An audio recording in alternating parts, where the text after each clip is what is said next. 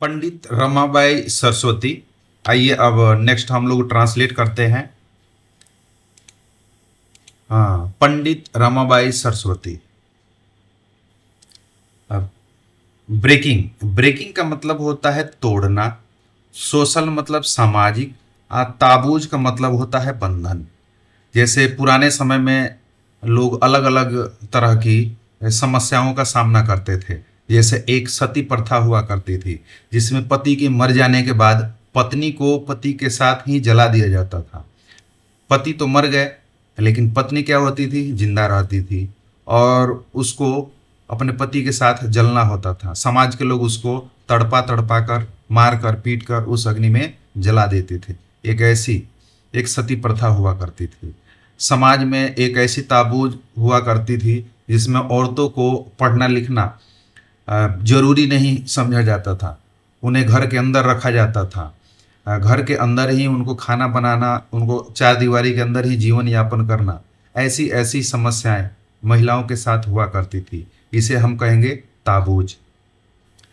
तो पंडित रमाबाई सरस्वती जो थी, ऐसी ब्रेकिंग मतलब तोड़ना, सोशल मतलब सामाजिक, ताबूज मतलब इस तरह की बंधनों को तोड़कर डिफाइंग या फिर चैलेंज, चुनौती देना, कंटेम्प्रेरी यानी समकालीन यानी उस समय, रिगिड, रिगिड का मतलब होता है ठोस या फिर सख्त, कास्ट जाति, बाउंड्रीज, बाउंड्रीज का मतलब है सीमाओं। तो उस समय सख्त जाति प्रथा को चुनौती देते हुए, उस समय जाति प्रथा को चुनौती देते हुए उन्होंने सीमाओं को पार कर दिया। She entered into an inter caste marriage with a Bengali.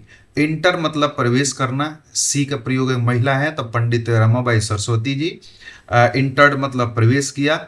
किसमें प्रवेश किया? इंटर कास्ट मैरिज, अंतर जातीय विवाह। अंतर जातीय विवाह का मतलब है अपनी जाति धर्म को छोड़ करके किसी दूसरे अन्य जाति के साथ विवाह कर लेना। जैसे मान लीजिए कोई हिंदू है और हिंदू अपने जाति में हिंदू से विवाह न करके किसी मुस्लिम से विवाह कर लेना। ऐसे अलग अलग जातियां हैं, ठीक है। तो इंटरकास्ट मैरिज, पंडित रमाबाई सरस्वती जो थी वो अंतरजातीय विवाह कर ली। किसके साथ जी?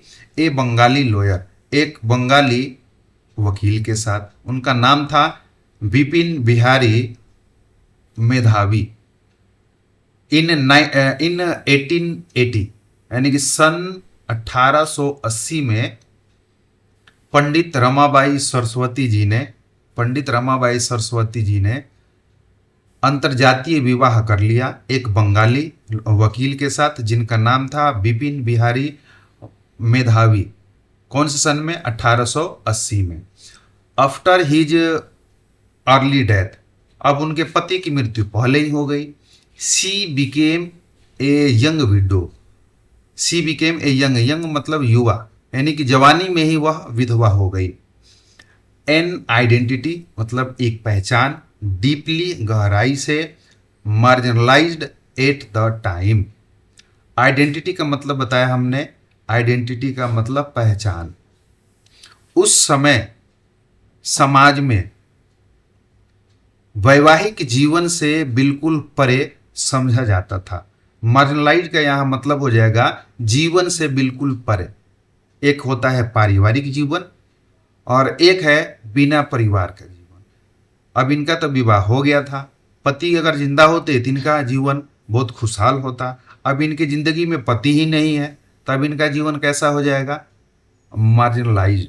तो उस समय समाज के नज़र में इनकी जिंदगी बिल्कुल वैवाहिक जीवन से बिल्कुल परे हो गई थी, बिल्कुल हट गई थी। और जिंदगी कैसा हो गया था इनका? एक विधवा की जिंदगी। और उस समय एक विधवा की जिंदगी को नरक से भी बदतर समझा जाता था।